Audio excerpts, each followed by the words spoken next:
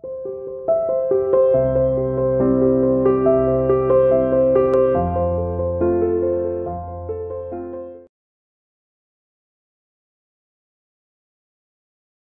student, welcome to CR International School online classes. How are you बेटा? I hope you all are fine and safe at home.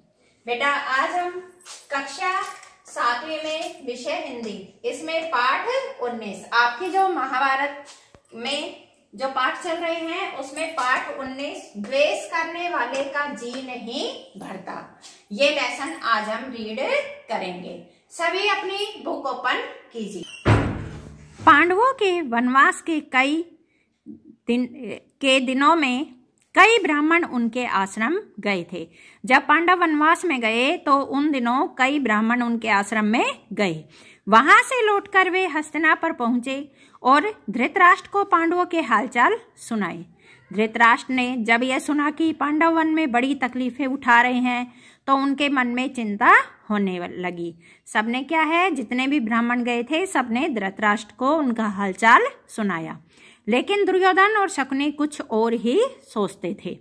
कर्ण और शकुनी दुर्योधन की चापलूसी किया करते थे। कौन करता था दुर्योधन की चापलूसी? कर्ण और शकुनी। किंतु दुर्योधन को भला इतने से संतोष कहाँ होता। वह कर्ण से कहता, कर्ण, मैं तो चाहता हूं कि पांडवों को मुसीबतों में पड़े हुए अपनी आंखों से देखूं। इसलिए तुम और मामा शकुनी कुछ ऐसा उपाय करो कि वन में जाकर पांडवों को देखने की पिताजी से अनुमति मिल जाए। वो किससे अनुमति लेना चाहते थे? अपने पिता से, धृतराष्ट्र से। कर्ण बोला, द्वैतवन में कुछ बस्तियां हैं जो हमारे अधीन हैं। हर साल उन बस्तियों में जाकर चौपायों की गणना करना राजकुमारों का ही काम होता है। जो वो बस्तियां हैं उनकी गणना कौन करते हैं? उनके ही राजकुमार करते हैं। बहुत समय से यह प्रथा चली आ रही है, इसलिए उस बहाने हम पिताजी की अनुमति आसानी से प्राप्त कर सकते हैं। कर्ण अपनी बात पूरी तरह से कह भी न पाया था कि दुर्योधन और शकुनी मारे खुशी के उछल पड़े। कौन कह रहा था ये बात? कर्ण कह रहा था। राजकुमारों ने भी धृतराष्ट्र से आग्रह पूर्वक प्रार्थना की कि वह अनुमति दे दे, किंतु धृतराष्ट्र न माने। दुर्योधन ने विश्वास दिलाया कि पांडव जहां होंगे वहां वे सब नहीं जाएंगे और बड़ी सावधानी से काम लेंगे।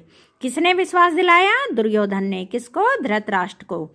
विवश होकर धृतराष्ट्र ने अनुमति दे दी। एक बड़ी सेना को साथ लेकर कौरव द्वैत वन के लिए रवाना हुए।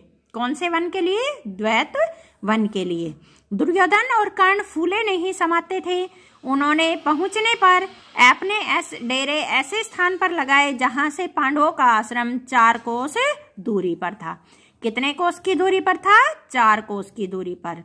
गंधर्वराज चित्रसेन भी अपने परिवार के साथ उसी जलाशय के तट पर डेरा डाले हुए था। दुर्योधन के अनुचर जलाशय के पास गए और किनारे पर तंबू गाड़ने लगे। इस पर गंधर्वराज के नौकर बहुत बिगड़े और दुर्योधन के अनुचरों की उन्होंने खूब खबर ली। किसके अनुचरों ने? दुर्योधन के अनुचरों की। और किसने? गंधर्वराज के नौकरों ने।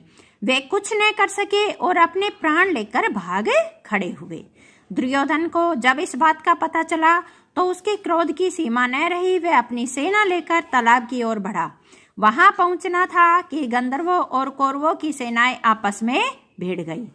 घोर संग्राम छिड़ गया। यहाँ तक कि कर्ण जैसे महारथियों के भी रथ और अस्त्र चूर चूर हो गए।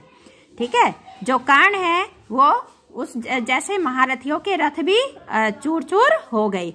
वे उल्टे पांव भाग खड़े हुए। अकेला दुर्योधन लड़ाई के मैदान में अंत तक डटा रहा। गंधर्वराज चित्रसेन ने उसे पकड़ लिया।